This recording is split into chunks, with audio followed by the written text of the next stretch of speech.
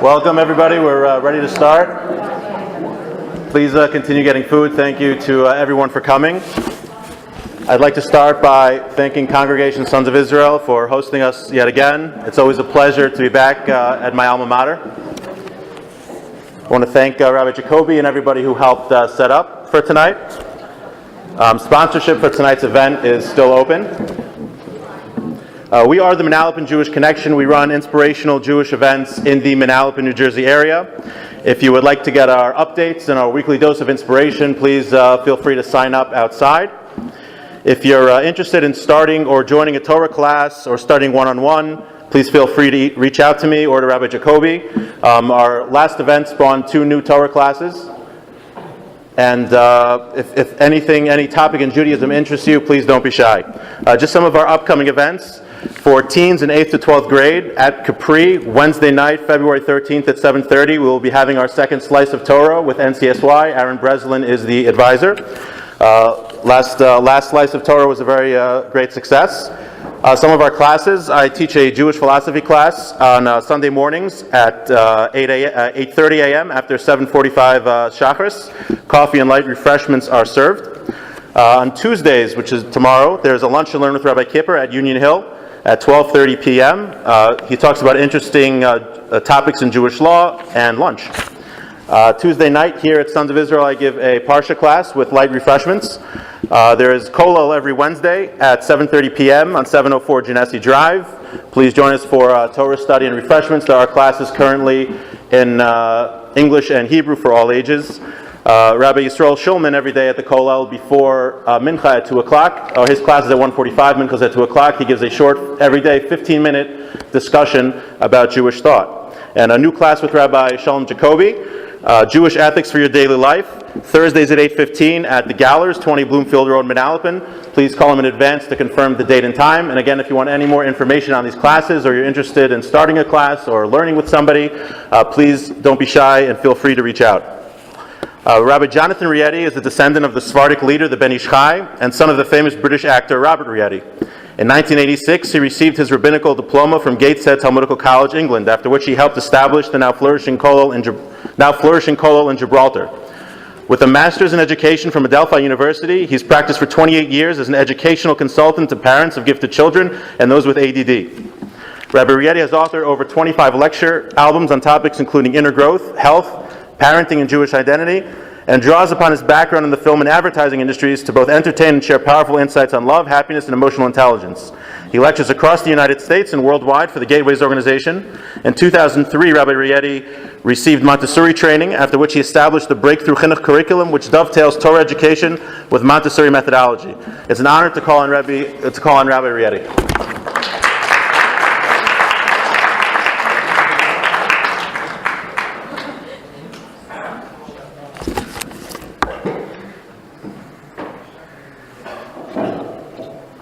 Thank you, Rabbi Rosenthal, for your very kind introduction, and Bereshut, the Rabbi of the Shul. With your permission, thank you for inviting me to share with you this evening on the all-important question of. Oh, you've got a camera here. So if I walk around, it looks okay. Okay. The all-important question of, hey Dad, can you prove to me the Torah is true? I think that's the title. Is that right? So for some of us as parents, our kids are not really asking that question, but maybe as grandparents, it's worthwhile having some of the answers. Oh, sorry.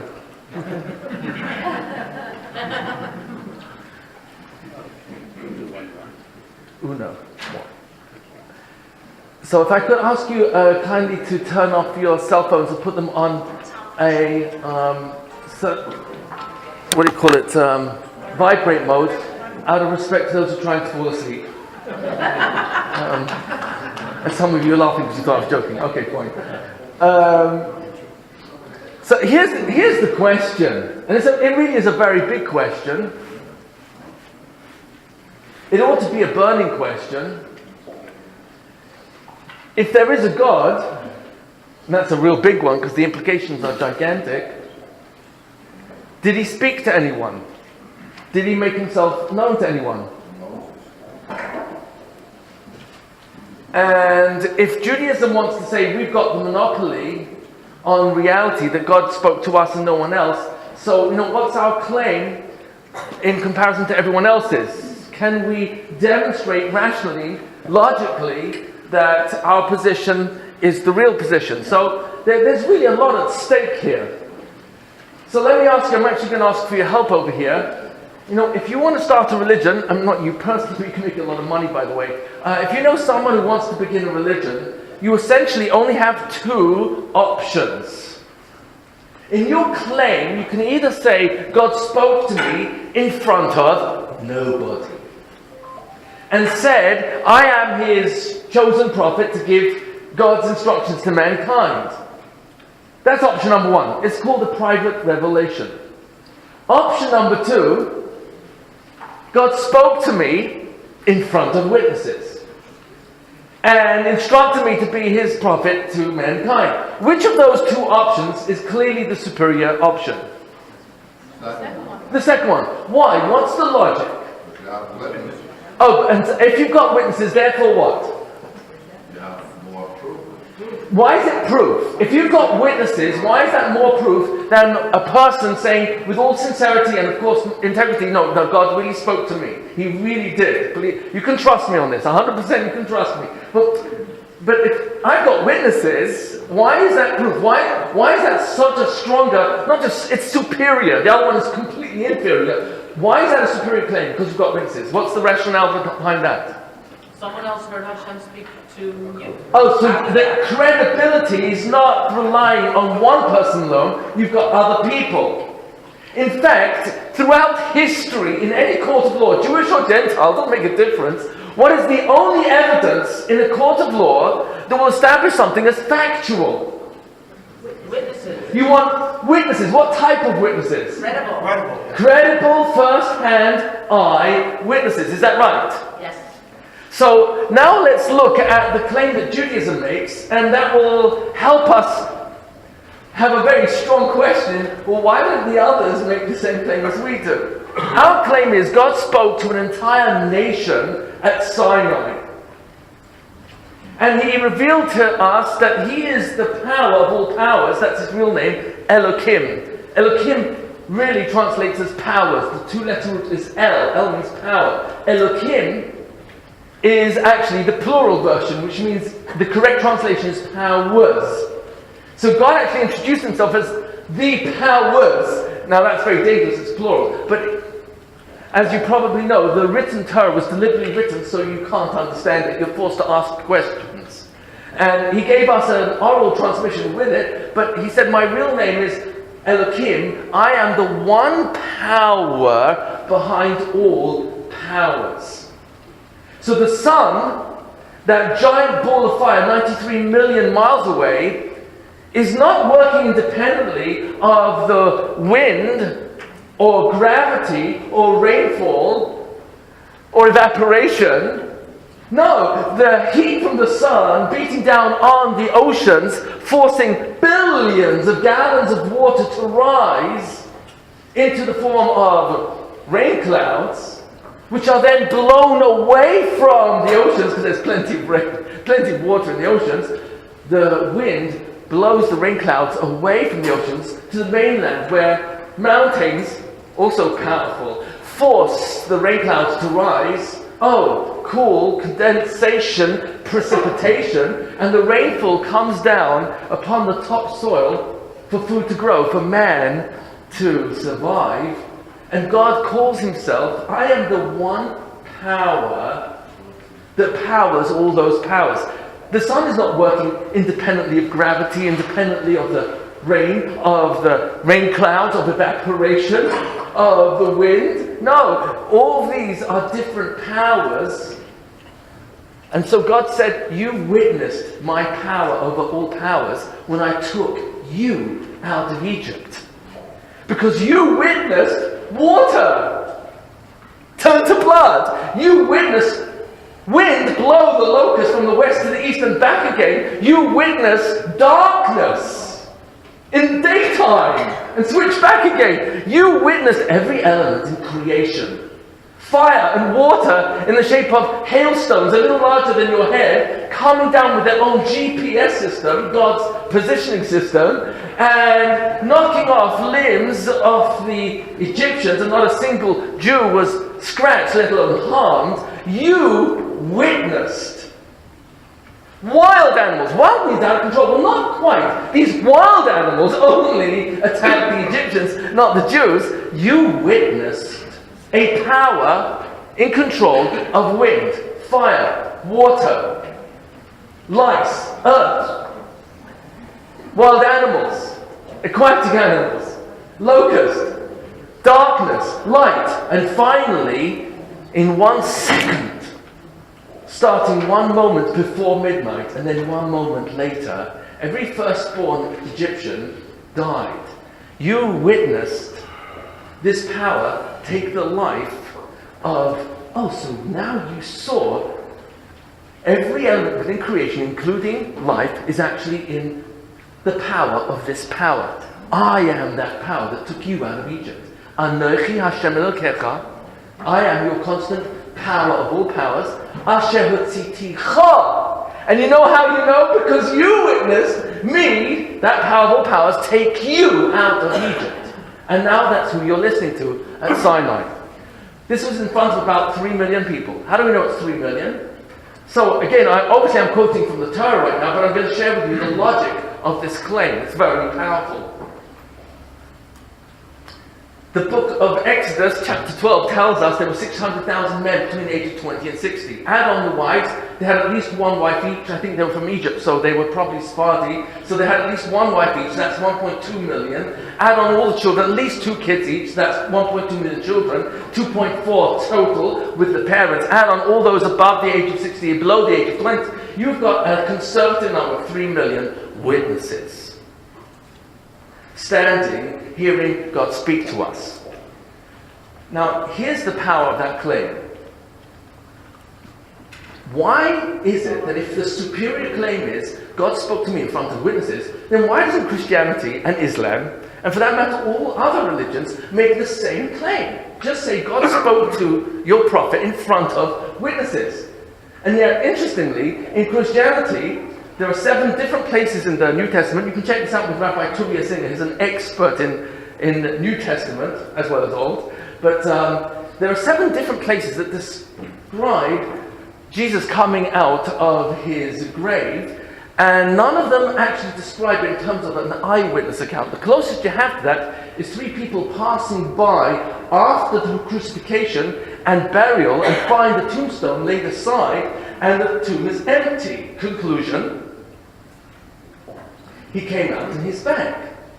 Now, if you were to write the New Testament and you wanted to make a much more compelling argument, would it not be more rational to say something like this? There were thousands of us standing at the gravesite of Jesus, and in the midst of our recital of Psalms, suddenly the ground began to shake, and the tombstone split open. Jesus came out and said, Rabbi, ladies and gentlemen, I'm back. Now, if you were there and you went home and you told your family and friends, what an amazing phenomenon you witnessed, what will they say to you?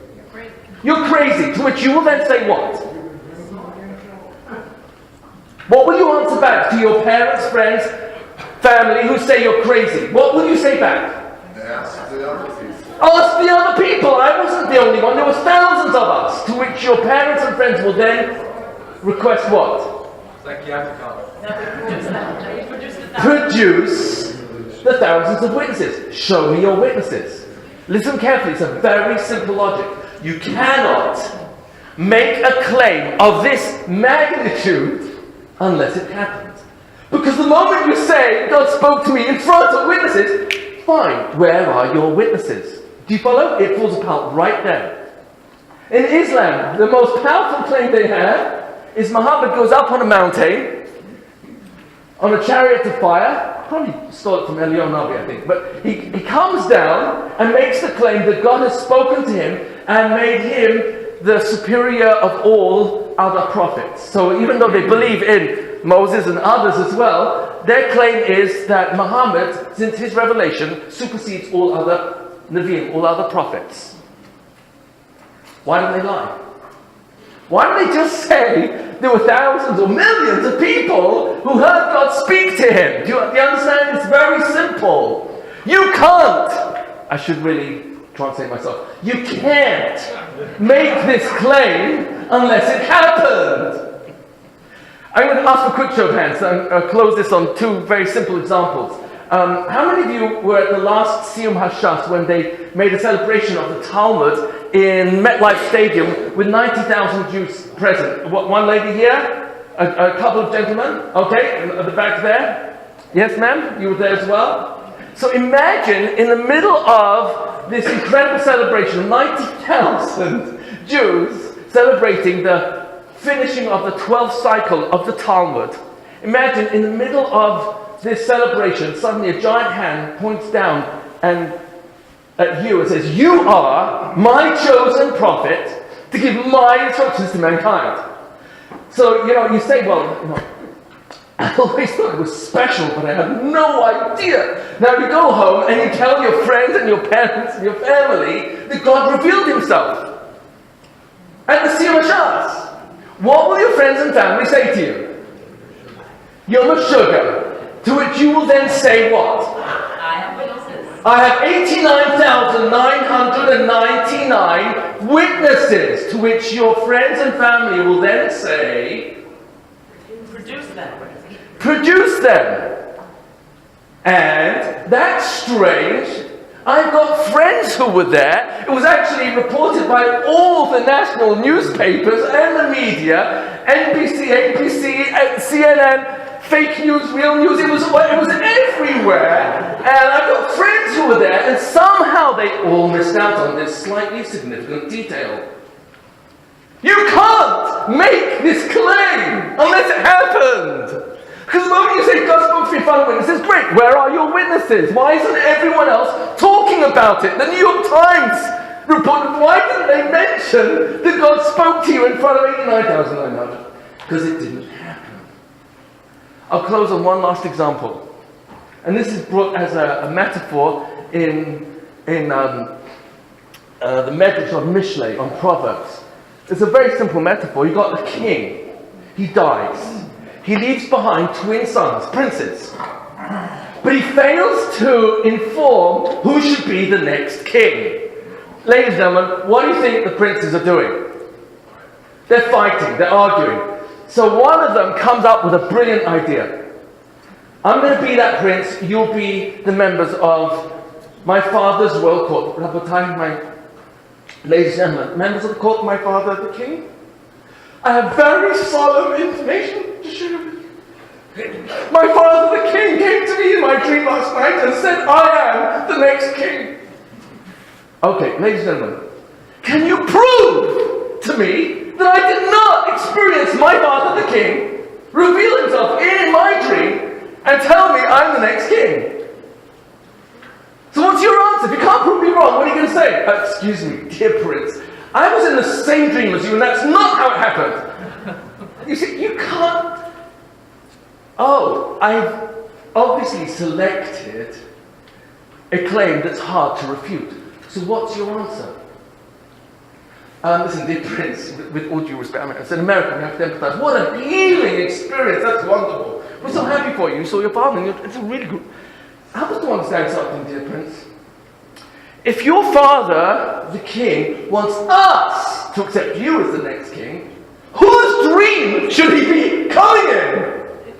Why didn't he turn up in everyone else's dream, only in yours?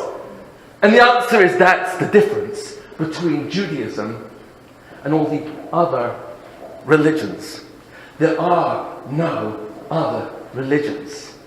They're all man-made. Some made in China, some made in India. They're all this is the only religion that dared make the claim that God spoke to an entire nation. It goes more than that, because Christianity and Islam both rely on our national revelation for the divinity of our Torah, and only then in their story, God changed his mind. But they're actually relying on national revelation of Judaism for the foundation of their own religion. Do you follow?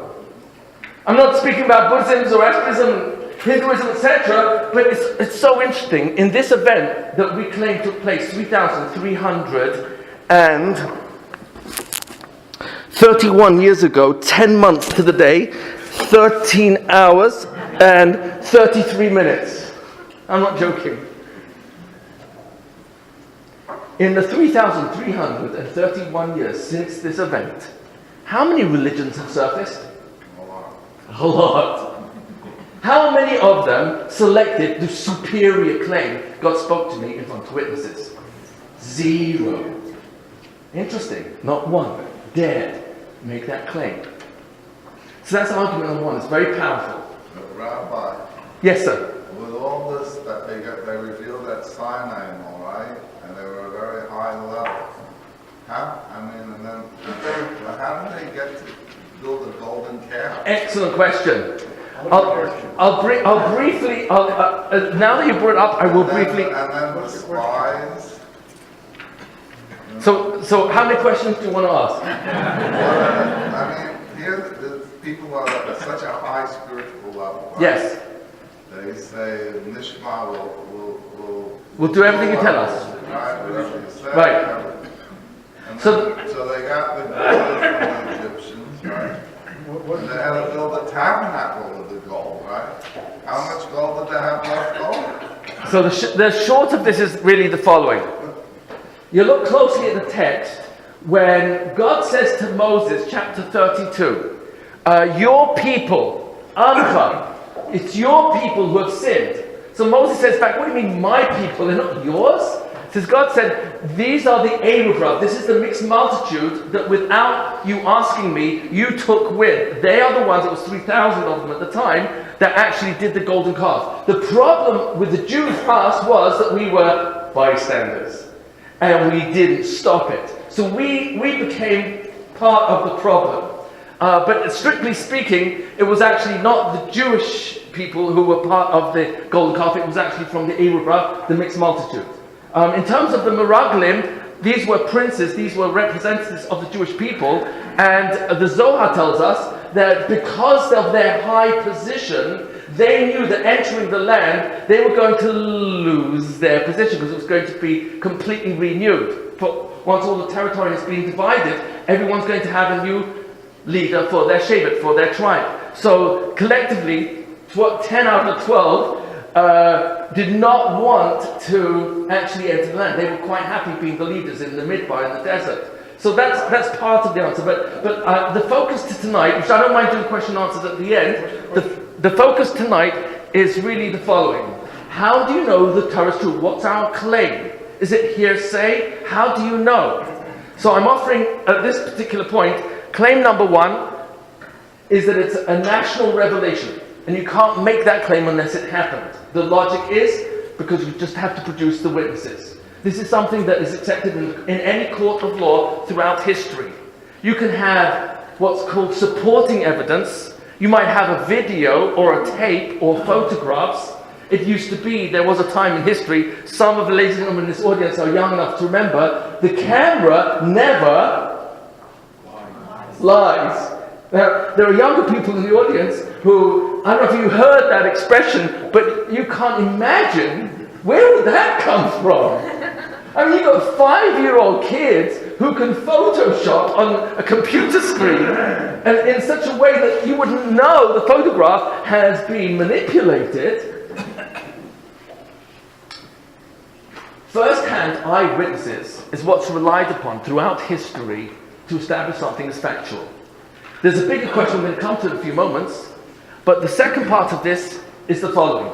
Prophecy, nevuah. Nevuah is very dangerous. What's the obvious risk in prophecy? What's the obvious risk?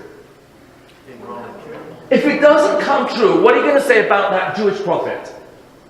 He's not a prophet. He's not a prophet. I mean, most of our organizations are not for profit, but let's say now he's lost his credibility. And if he's saying in the name of the Torah, what's at risk? How do we know the Torah is true? And if he's saying the Torah is a divine book on the dictate of God, everything's at risk. Do you follow the logic here? So let's look very briefly. There are a lot of prophecies we could look at. I'm just going to touch on one. But do you understand why the ingredients of prophecy are so risky? Do you follow? It's very, very risky. Everything is at stake. Everything is at risk. It's interesting that there are 14 prophecies in Christianity. And it's interesting, out of the 14, 12 of them are borrowed from our Old Testament. In other words, they're really prophecies from our... And the only two that they came up on their own messed up big time. If I had the luxury of time, maybe I'll actually touch on it. But for the first understanding of this is that the risk is enormous. Because prophecy has to demonstrate actually a few ingredients. The main two is the following: knowledge of the future and control of the future. Once you understand that's the criteria, that's what prophecy has to show. How can any human being have control of the future? Excellent, that's the whole point. 10 points for Gryffindor. Excellent. I wasn't expecting anyone to get that one. Okay. The gentleman pointed out, how can any human being know and control the future? That's exactly the whole point here. Exactly. Meaning to say, Moses or any of the other prophets, Yeshayahu, and Hanan, Mishal, Azariah, there were a lot of prophets who gave us lots of prophecies of not what might happen, but what will happen. And they're opening themselves up right there. Don't say something you're not being forced to say if you yourself can't guarantee it will happen. No human being can do that. And that's part of what the prophecy in Judaism is meant to demonstrate. That when it does happen, you and I are forced to point fingers to a power that's controlling the future. Especially when the prophecy makes no sense. That's exactly how prophecy works. In Judaism, prophecy has one of the ingredients: must not make sense. Does it make sense that Moses says, if you don't let my people go, the Nile will turn to blood? Does that make sense? Is that logical? That's completely irrational. If you don't let my people go, there's going to be darkness for 6 days. If you don't let my people go, there's going to be bara, there's going to be hailstones made of fire and ice simultaneously. That's impossible. And they're going to come down and destroy anyone who's outside, your cattle and even your plant life. That makes no sense. And on the time I tell you, locusts are going to come and devour everything that's left over, and it doesn't make any sense. That's exactly the point. Because when it happens exactly as you describe it, it forces you to say, that's impossible. Only a power that controls light and darkness and water and wind and wild animals and fire and hail and ice, only that power can know and control the future. So we have some very strange prophecies. And think about it, they really are strange. If you don't keep my Torah, I'm going to throw you out of my land. Well, you mean to say if I don't act morally and with integrity and follow your instructions, so the whole nation's going to get thrown out of the land? And God says, yeah, not just once, book of Leviticus chapter 26, but twice. Book of Deuteronomy chapter 28. I'm going to get thrown out once, and then I'll come back after 70 years. But, don't tell me things that you can't control. Jeremiah chapter 25 says we will be 70 years in the first exile, and then we'll start coming back. You don't say things you're not being forced to say. Do you follow? And yet, look back on our history. We'll be thrown out of our land. Yes, not once, twice, 70 years in between. But the second time we get thrown out, also in chapter 28, it's the most painful chapter to read, the book of Deuteronomy, Parashas Kisavon. You're going to be spread throughout the whole world.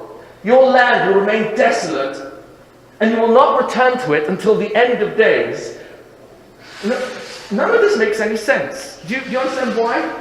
When a nation is thrown out of their land, what happens to their identity?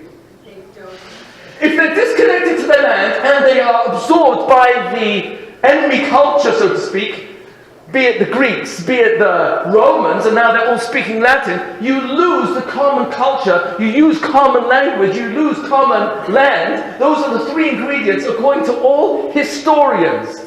Check it out in Paul Johnson's work on the history of the Jews. This is a Christian historian who writes about these criteria in order for us to understand the amazing, he's saying this, the amazing phenomena of Jewish history, where the Jewish people have been thrown out of their land.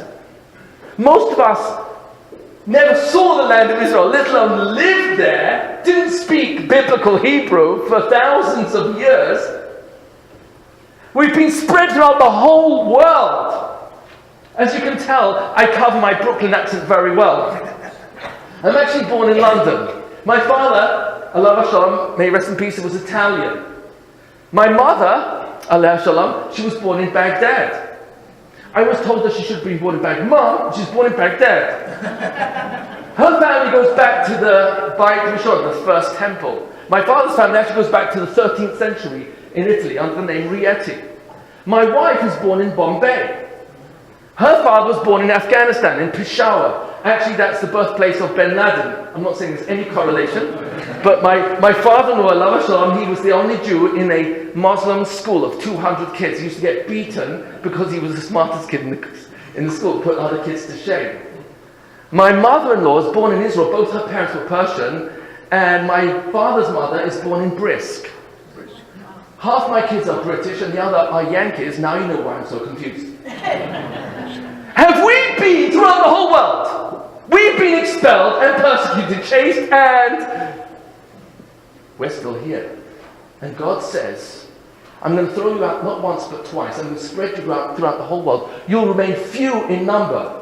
Every one of these prophecies makes no sense that you're going to tell me you will remain few in number. Atem metei mispah. That's in chapter 4, verse 26 and 27 in the book of Deuteronomy. You will remain few in number, but you'll retain your identity. You'll still be identified as Jews. That's not rational. It makes no sense. Do you follow the logic here? The logic of the illogic. In order that when you see ba'acharit hayamin, ba'tzalecha, saucha, kol hadivarim ba'acharit hayamin, chapter 4 in Deuteronomy, verses 39 onwards, all these things will happen to you. You'll be thrown out of the land not once but twice, 70 years in between. You will remain few in number. You'll be hated by all the nations. Chapter 28 in the same book of Deuteronomy. You'll be hated by all the nations. This is written 3,331 years ago. Is anti-Semitism still alive and well? Oh my gosh. It's so fresh and real. And it's thanks to technology that we actually are aware of the extent of it. Nationally, globally, extraordinary. And comes along prophecy and tells me all these things will have found you by the end of days, ba'acharit hayamim. And then you'll return to your land. Ladies and gentlemen, in 1948, 750,000 Jews came back to the land of Israel. After 2,000 years of hardly seeing the land, let alone living there, barely 70 years later, where it's a small strip, as you know, it's not even as large as where you live in New Jersey. New Jersey is 8,000 square miles. Eretz Yisrael is under 8,000 square miles. We've got some beautiful neighbors, Lebanon and Syria and Jordan and Egypt, Saudi Arabia on the east side of the Suez and of the Yam Suf. And then, of course, our Iraqi and Iranian neighbors. And yet we're still here. And here's the question. God says, prophecy, very dangerous. Don't play this game unless you know the future. Control the future.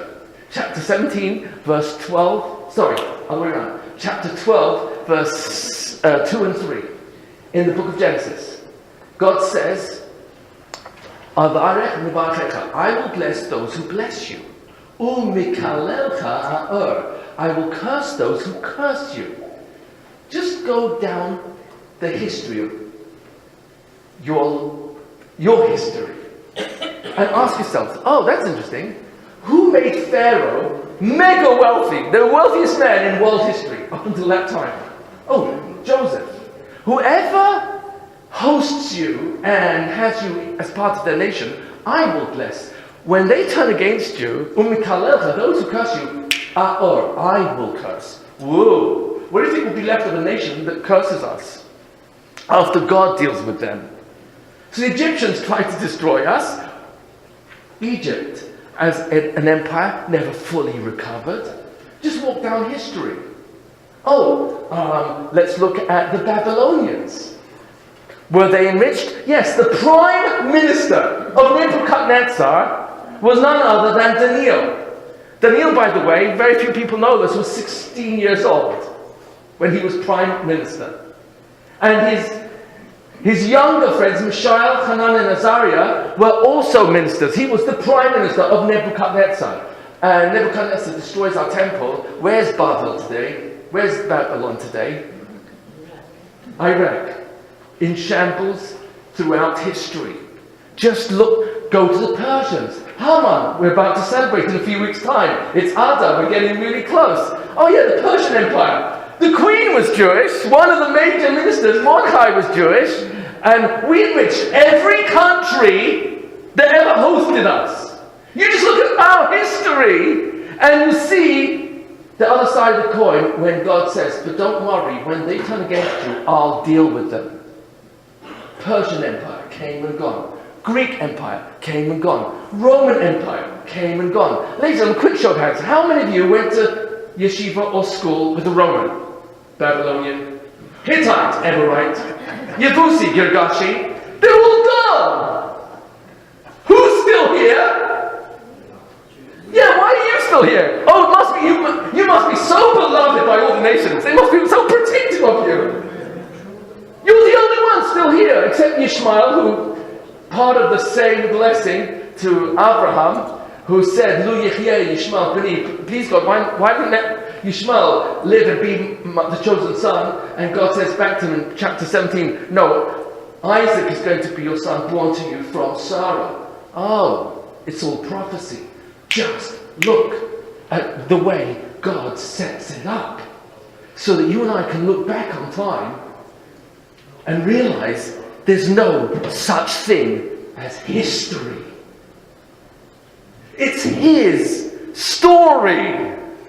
It's not regular history. It's God who's holding. He's dictating the destiny of nations, civilizations, kingdoms. Greek Empire came and gone. Roman Empire came and gone. Spanish Empire. Oh yeah, we enriched them. Don Ferdinand, Shmuel HaNagid, financiers of the Spanish Empire. Oh, they turned against us. Inquisition.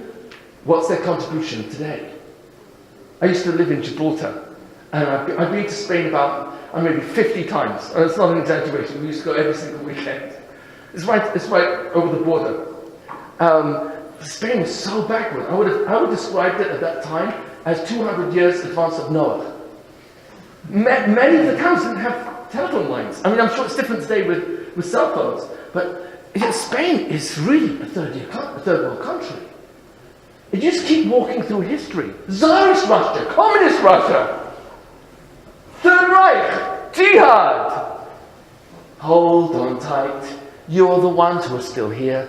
God gave us prophecy, but this is the one that I want to share with you. God goes out of his way to tell us, I don't care where you live in time, please ask this question.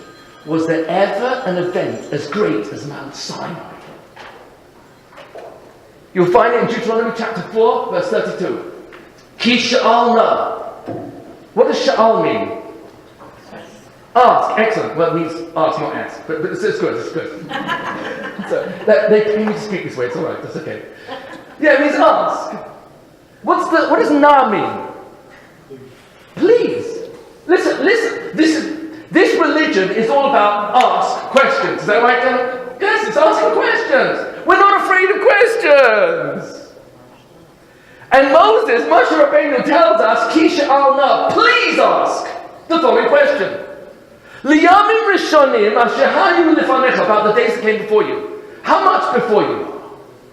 So I'm going to give you a quick timeline. I'm going to ask you, I'm going to borrow your mind. I promise not to manipulate it. I'm just going to ask you in your imagination to see the following. Can you see? Here's the beginning of time. This is the sixth day of creation. That's when we begin measuring time. We don't measure time from the first day. We measure it from the sixth day because that's when Adam and Chava were created. Adam is FFC, from creation. And let's pretend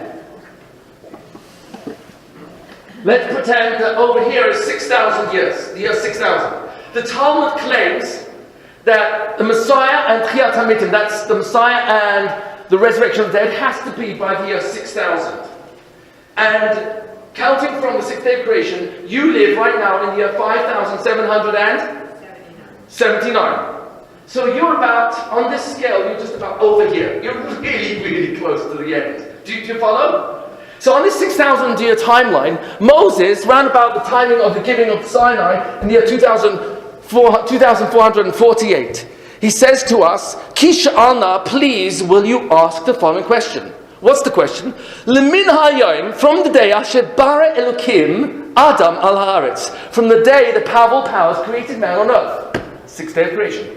Lemiksei hashamayim, from one end of the universe, ad keitzei hashamayim, to the other end of the universe, in time and space. Please ask this question. Haniyeh kadava hagadol hazeh. Was there ever anything as great as this? Or hanishma kamayu. Did you hear anyone else make a claim as great as this? What's the this? Hashama am kol elokim. That a nation heard the voice of the powerful powers. Midaber metoich ha'esh, speaking from the midst of the fire. Kasher shamata, like you heard. Vayechi, and you survived to tell it to your children and their children. Listen carefully. You've got two things here. Claim number one, national revelation. No other religion dared make that claim. They borrowed on ours, but they never made one on their own, because you can't unless it happened. And number two, you've got prophecy.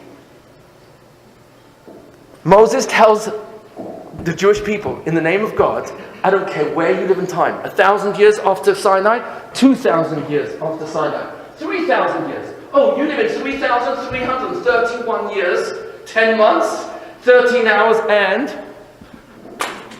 55 minutes since Moses spoke at Sinai. Oh. Ask the question, did anyone else make a claim as great as this? Or did you hear anyone tell you a claim as great as this? Do you follow? These are two very powerful logics. Now that we've covered, that's the main meat of the presentation, I'm just going to cover the following. And this is the big question that children often will ask. Well, that's all very well for the people who were at Sinai, who heard God speak to them, and witnessed Yetziat Mitzrayim, the exodus from Egypt, but I live in the year 5,579, that's right over here. I'm so disconnected from an event that took place thousands of years ago. So how do you prove to your children's children, not on faith? Faith means I believe, but I don't necessarily know. How do you prove with certainty that this event really took place? Do you follow? So here's the. I'm going to ask you. I'm going to switch completely to a different subject.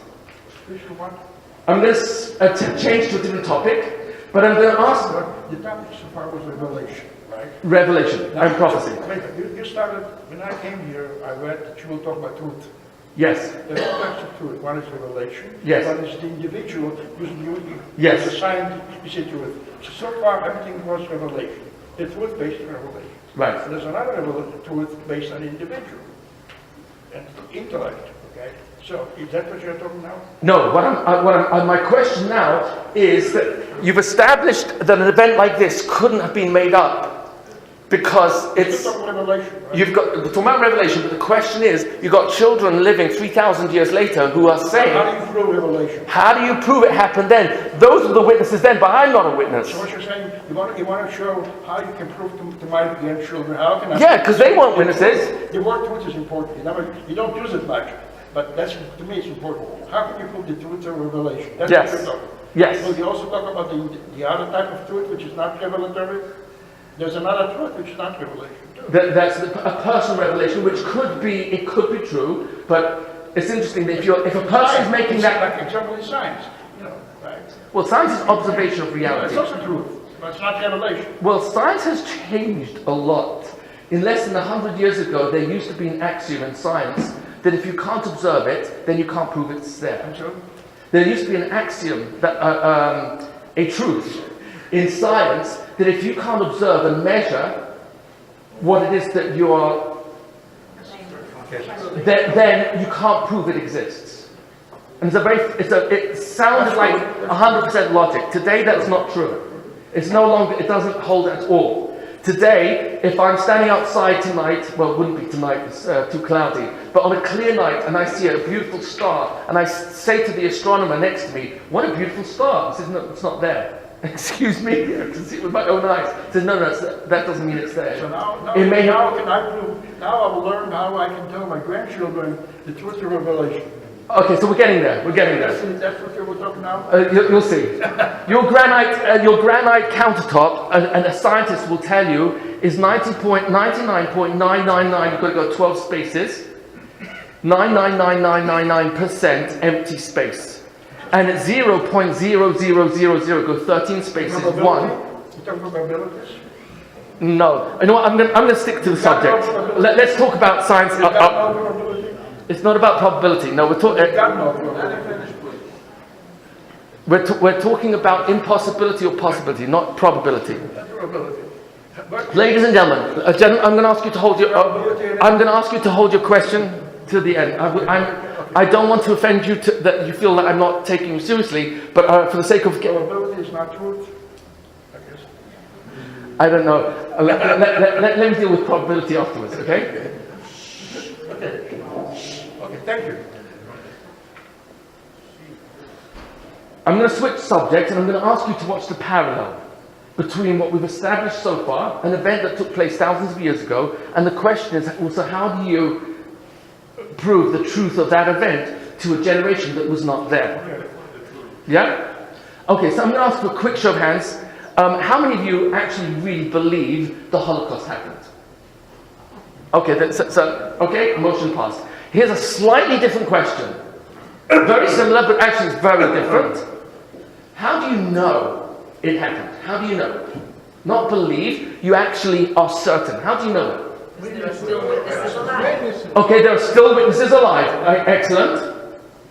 Any other evidence? Documentation. Documentation. Who supplied the documentation? Americans and Nazis.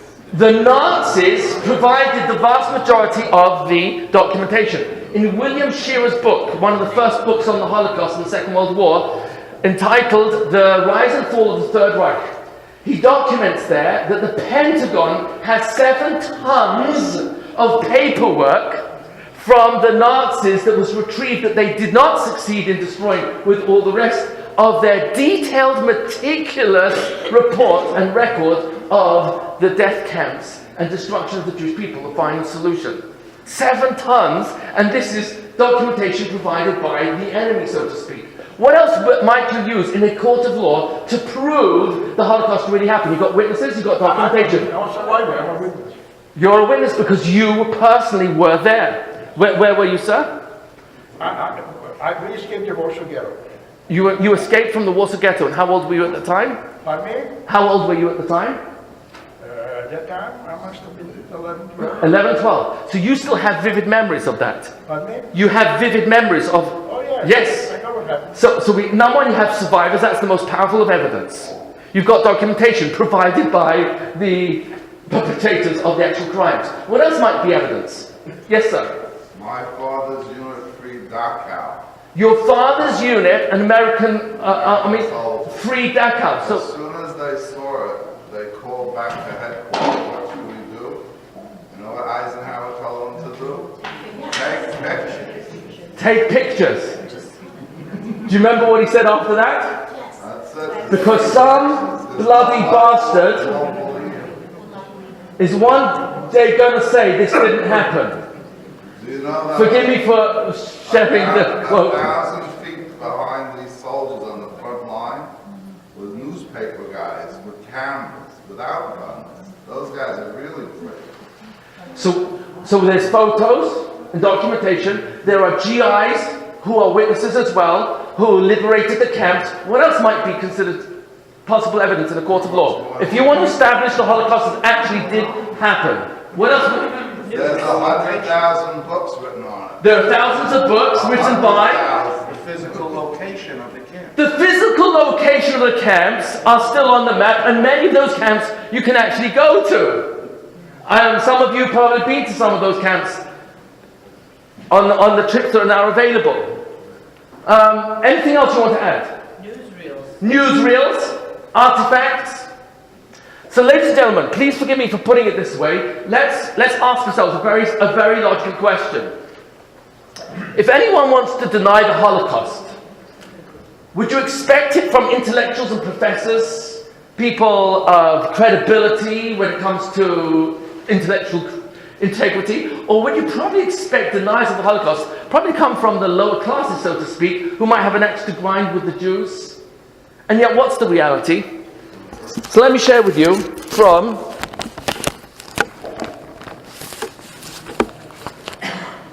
Austin J. App, former associate professor of English at LaSalle College in Philadelphia, author of numerous neo-Nazi pamphlets, one, for example, called "Did 6 Million Really Die? The Truth at Last?" Arthur Butz, unfortunately very famous, professor of engineering at Northwestern University and author of The Hoax of the 20th Century, denying the death camps and the extermination of millions of Jews.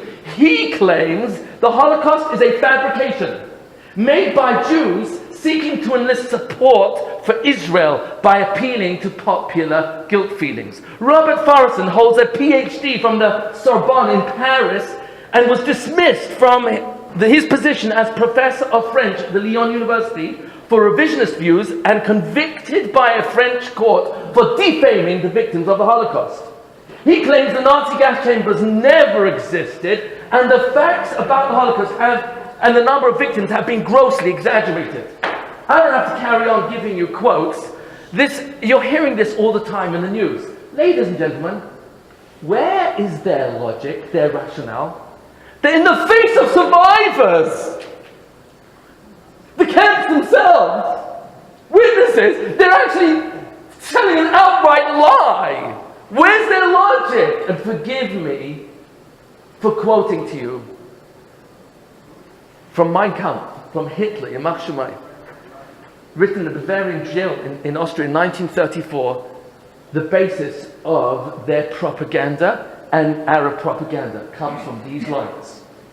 The magnitude of a lie always contains a certain factor of credibility. And in the view of the primitive simplicity of the minds of the masses, they more easily fall victim to a big lie than a small one. The receptivity of the masses is very limited and their intelligence is small, but their power of forgetting is enormous. In consequence of these facts, all effective propaganda must be limited to a very few points and must harp on these in slogans until the last member of the public understands what you want them to understand by your slogan. Forgive me for quoting him.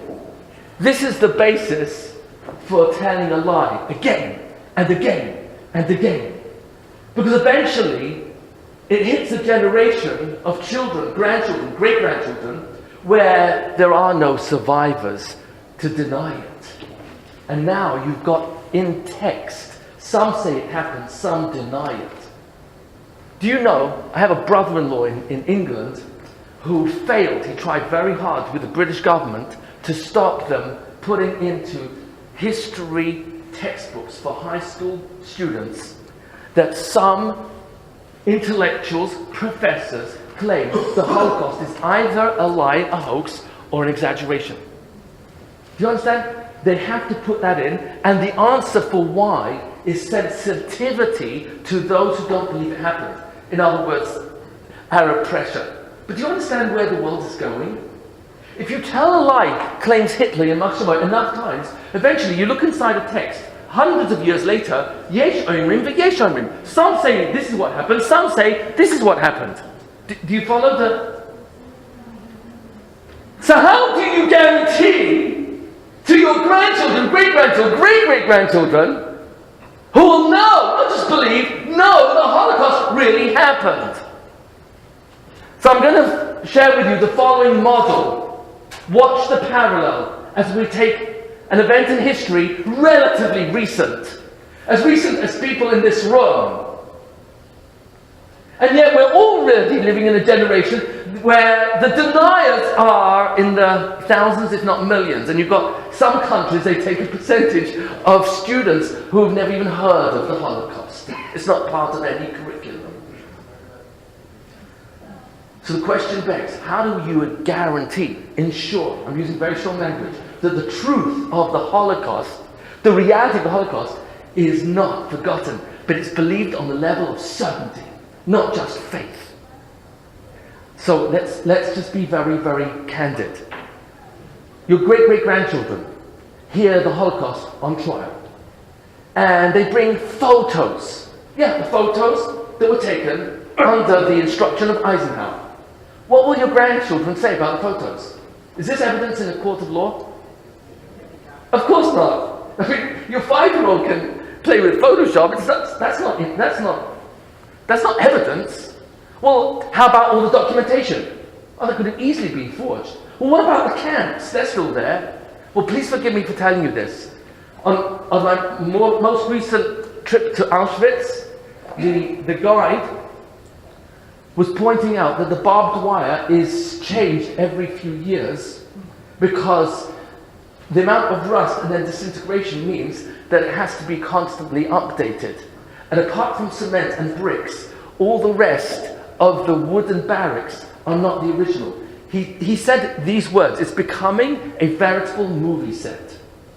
It's not a manipulation, it's in order to maintain what it looked like. But yet, do you understand? 100 years from now, you don't have any witnesses.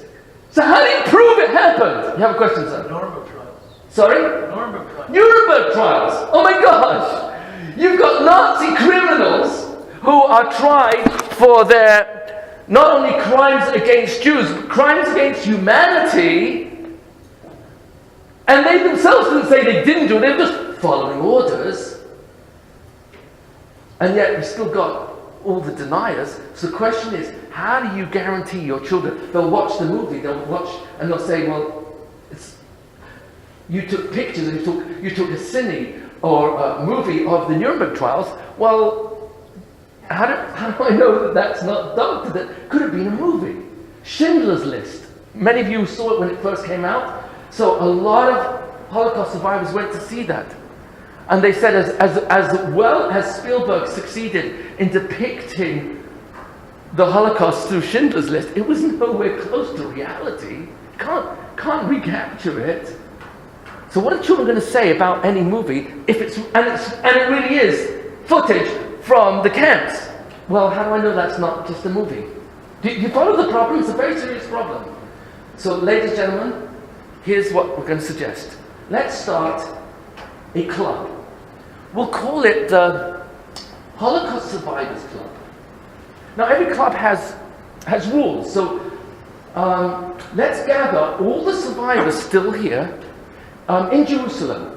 And you know what we're going to do? We're going to start a Holocaust Survivors Club, and the mission of the club will be to perpetuate the memory of the Holocaust into future generations.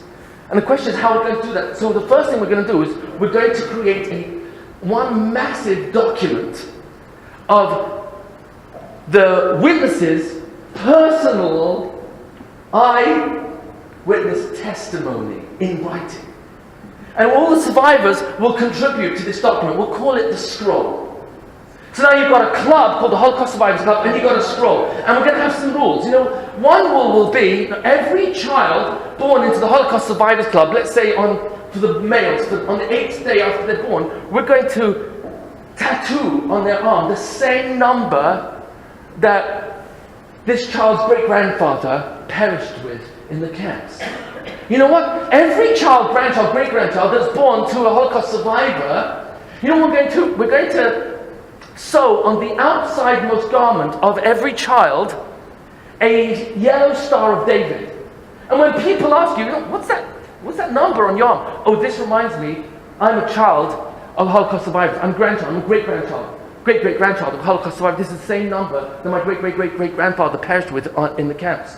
Why are you wearing this yellow star? Oh, this reminds me that I'm a member of the Holocaust Survivors Club. This was the type of emblem that Jews were forced to wear in Nazi Germany, going to the camps, in the ghettos, in the cattle trucks. You know what? Let's have another rule. Let's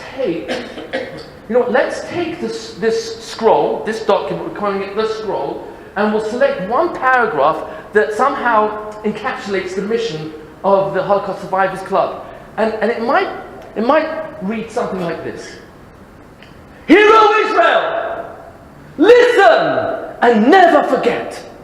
The Holocaust happened to us, and you will remember the Holocaust with all your heart, with all your soul, and with all your might. And these rules that you're committing, you shall teach them to your children when you go to bed at night, when you awaken in the morning, when you go on your way. Write these words on parchments, roll them up and pin them to the doorposts of your homes. And write them on little boxes that you wear on your arm and your head each morning as you recite these words from the scroll, so you remember the Holocaust all the days of your life.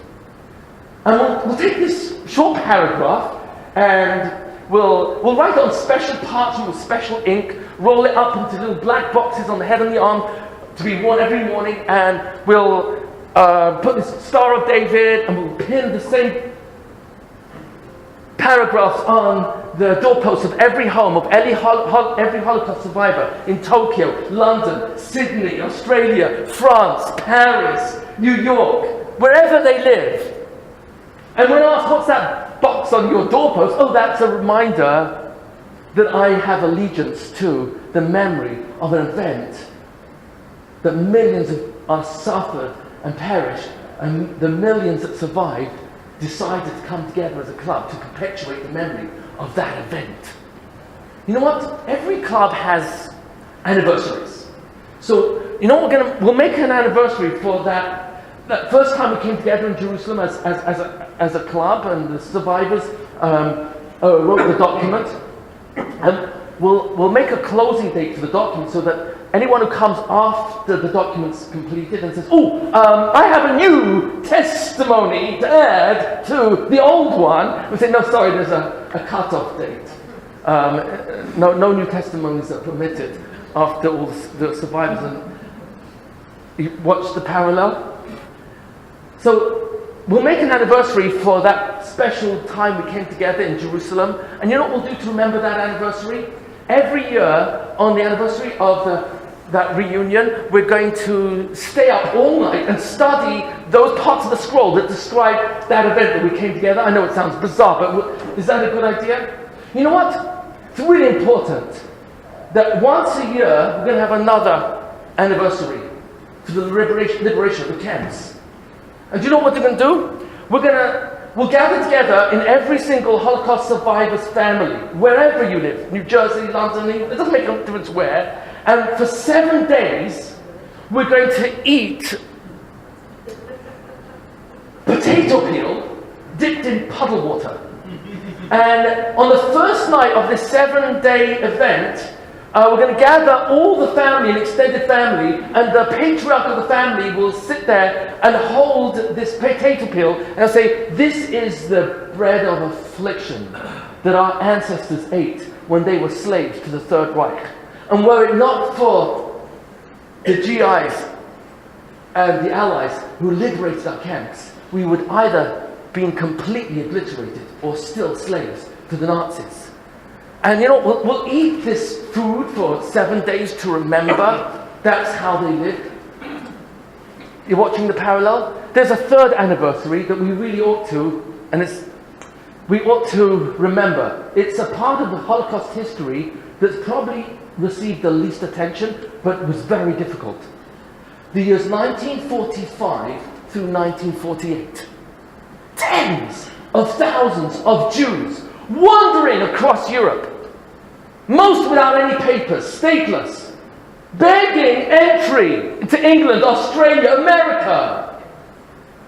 quotas were full until 1948, and the land of Israel was declared independent, and Jews could move there. You know what? We're going to remember those difficult years of wandering throughout Eastern Europe. You know what we're going to do? We're going to take tents for 7 days, and we're going to sleep in tents in our backyards, in these temporary dwellings, to remember the wanderings of our Jewish ancestors, Holocaust survivors. What's the parallel? There's 613 rules in this club. I'm going to touch on one more. What are you going to do with new members? It's a very sensitive question. Someone comes and says, I want to join the Holocaust Survivors Club. So the first question they're asked is, well, were your parents, grandparents, great-grandparents in the Holocaust? No, but I want to join.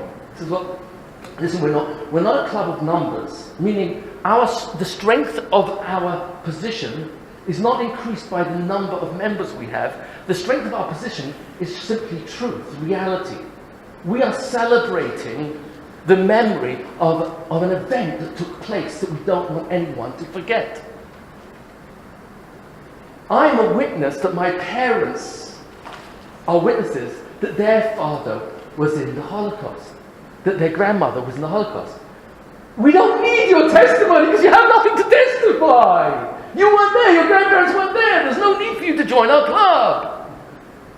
And we've made a rule that if they come back 3 times and they demonstrate sincere commitment, they really want to be part of the club, but there's no need. We don't need it. This is testimony based on reality, an event that you didn't partake in. But if you really insist you want to join, then we only want people who really, really want to, and then we'll let you in. But otherwise, there's no need for you to join us. Do you follow the logic here? Ladies and gentlemen, there was such a club. There was such a club. In 1981, June 14th to June 18th, in Jerusalem, they formed the Holocaust survivors. I'm going to quote to you from Ernest Michel. It was called the World Gathering of Jewish Holocaust Survivors. Ernest Michel just passed away recently. Rabbi Sushal, head of Gateways, he invited me to come with him in Manhattan to meet him. It was a few years ago. Unfortunately, our Gateways had me booked somewhere else. I couldn't make the meeting, but I really wanted to meet him because I've quoted him so many times. Ernest Michel said the following at the World Gathering of Holocaust Survivors. My name is Ernest Michel, Auschwitz number 104995. Like many of you, I had a dream that one day, if we live, we could come and stand together. This is a reunion of a special group of people. We want to stand together once more before time runs out, united in freedom as we were in slavery. We want to see in each other's eyes and in the eyes of our children the proof of our survival and the joy that comes from being alive and free. But there's more than that. We survivors want to tell those who try to rewrite history and deny the Holocaust ever happened. Our eyes have seen, our ears have heard, our nostrils were filled with the acrid fumes from the gas chambers drifting over our camp, day after day, week after week, year after year. These hands have carried more corpses than I care to remember. So don't tell us it never happened. We were there. This gathering could not have taken place 10 or 20 years ago. It took time for wounds to heal enough for us to meet. And this is why this event took almost 40 years to come into being. And that is why this event shall never, that is why we shall never meet as one group again. It has become fashionable to invoke the memory of the Holocaust. So much has been written. So much has been dramatized. It is we who lived it, we who survived it, we of whom they write, we of whom they speak. So today, it is our turn. Today, we speak. Despite the memories of the past, we have built new lives. Many of us have second families. So many of the first were exterminated. We have children, we have grandchildren. We have sanctified the names of those we lost. We have contributed to Jewish tomorrows. People ask us, why are you doing this? Why do you want to meet? Why recall a past such as you've had? Our response, straight and simple. We survived for a purpose. Already something constructive has emerged from this gathering. Represented here are almost 1,000 members of the second generation. And I'm pleased to announce they have formed here in Jerusalem a second generation international network whose major purpose will be to carry on the memory of the Holocaust. This was the evening of the future, the transmission of the legacy. And they wrote a small legacy that the 10,000 people gathered there at the Western Wall listened to in perfect silence while the legacy was read by a survivor in 6 languages, in Hebrew, Yiddish, English, French, Ladino, and Russian. And the child or grandchild of a survivor received the legacy. Ladies and gentlemen, that was in 1981. I actually have a very close friend, Leslie Spiro, whose parents were part of that club. It's pretty much dissipated. There's very little left of it. But we are members of a club that's been around for 3,331 years from the original event. Let me share my last quote, and then I'm going to close. Ben-Gurion,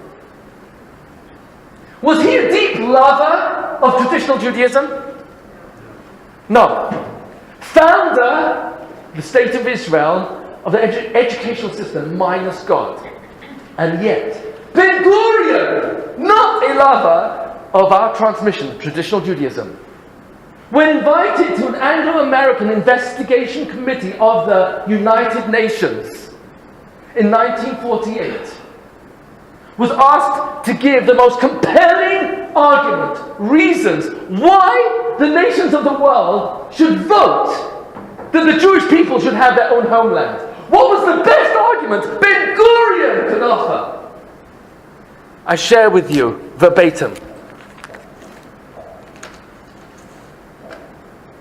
About 300 years ago, a ship set sail to the New World, and its name was the Mayflower. Its passengers were Englishmen who had become disgusted with their government and their society. They set out in search of some deserted shore to establish a new life for themselves.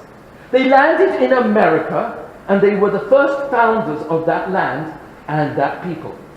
This was an important event in the history of both England and America. And for this reason, to this day, every American child knows of the Mayflower, the Pilgrims, Plymouth Rock, and November 25th, Thanksgiving Day. I am, however, very interested in knowing if any Englishman or American, for that matter, is aware of the hour and the day that the Mayflower set sail. Does any child or even adult know? How many pilgrims were there on this historical voyage? What were the names of their families? What did they wear? What did they eat? Where did they get water to drink? What path did they navigate en route? Behold, it was more than 3,000 years ago that the Jews set out from Egypt. Every Jewish child all over the world, in America, Soviet Russia, Yemen, Germany, knows exactly how his ancestors left at dawn on the 15th of Nisan. What did they wear? Ben-Gurion quotes Exodus chapter 12, verse 11. Their loins were girded, their sandals were on their feet, their staffs were in their hands. They ate matzah and arrived at the Red Sea after a 7-day journey. These children also know the routes that their ancestors traveled and what events transpired during their 40-year trek in the wilderness. They ate man and quail. They drank water from the well of Miriam. They arrived at the borders of the promised land on the banks of the Jordan River facing Jericho. And they know the names of their ancestors and can quote them to you from the 5 books of Moses. Till this day, the Jews the world over eat the same matzah for 7 days, starting from the 15th of Nisan each year. And they relate the story of the Exodus and the tribulations that the Jews have suffered from the day they left their land and wandered into exile. And they end by declaring two phrases that children, parents, and grandparents have been saying for thousands of years. Now we are slaves. Next year we'll be free men. Now we are in exile. Next year we will be in Jerusalem, in the land of Israel. This is the nature of the Jews. Ben-Gurion, non-lover of traditional Judaism, could not find a more compelling argument to persuade the leaders of the world to vote that the Jews should have their own homeland, other than unbroken transmission.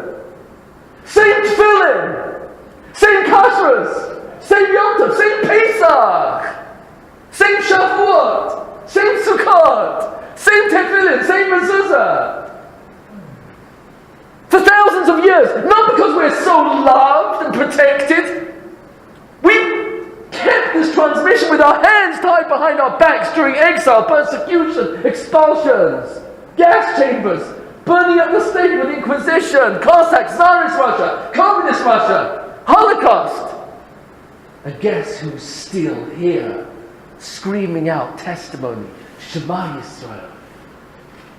Oh, you, Atem, Edai, Ne'um Hashem, says Isaiah chapter 43. You are my witnesses! Do you know why?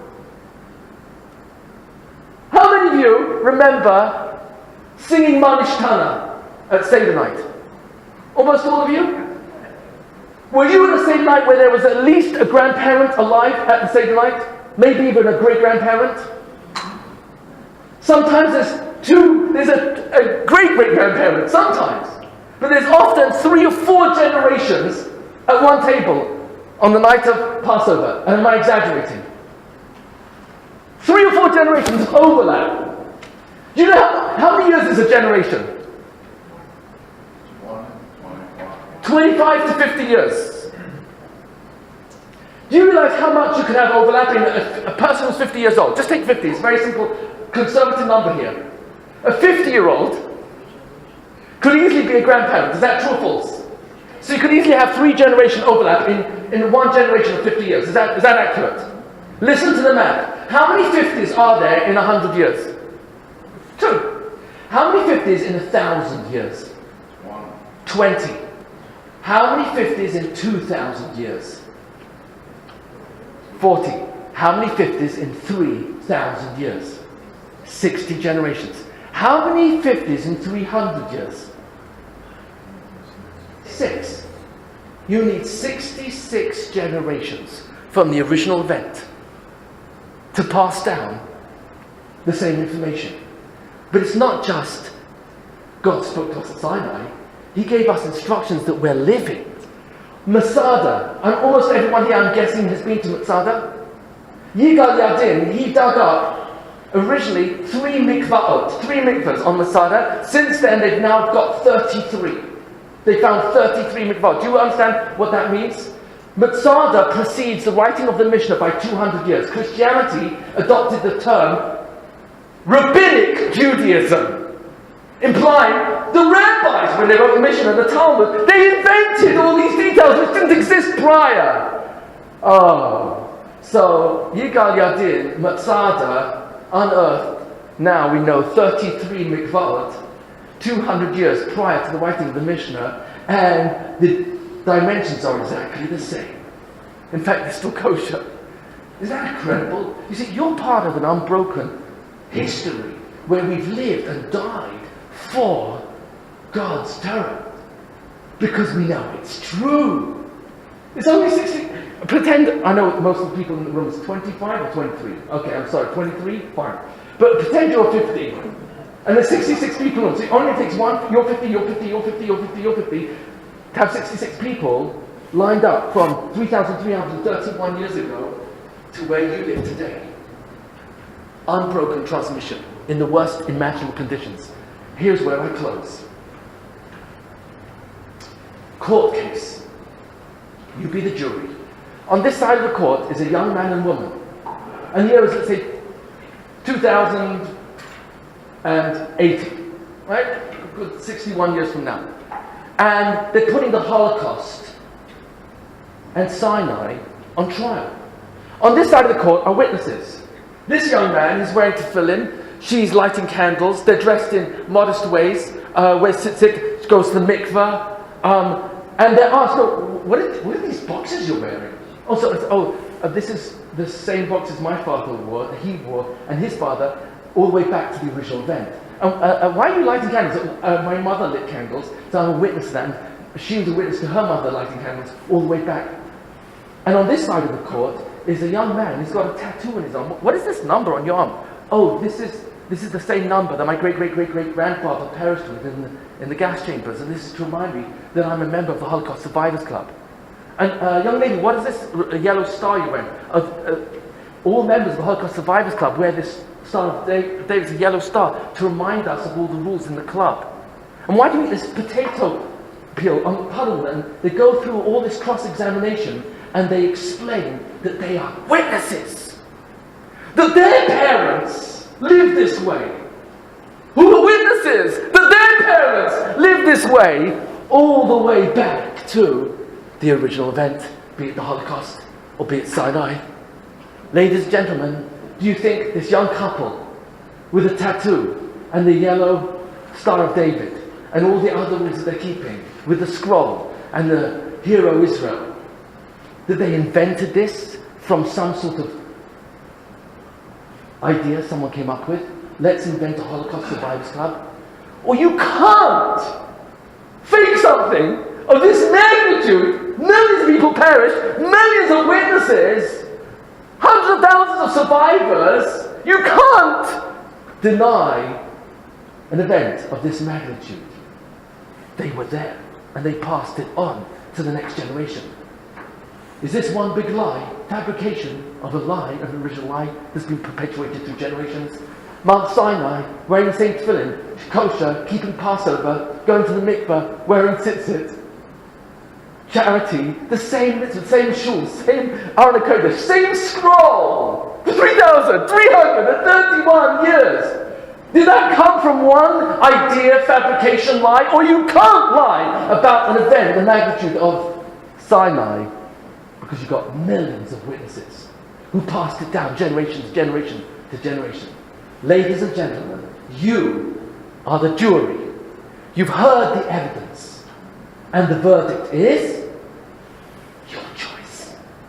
Thank you for your patience.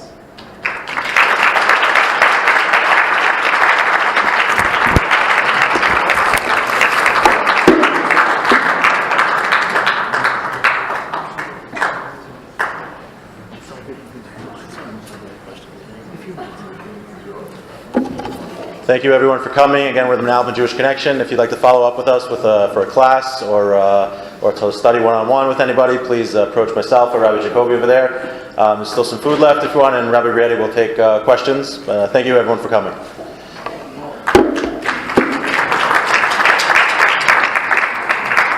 Thank you, Rabbi. I'm sorry I went over. I'm sorry I went over. No, thank you very much. That's great. Okay. I guess people come up.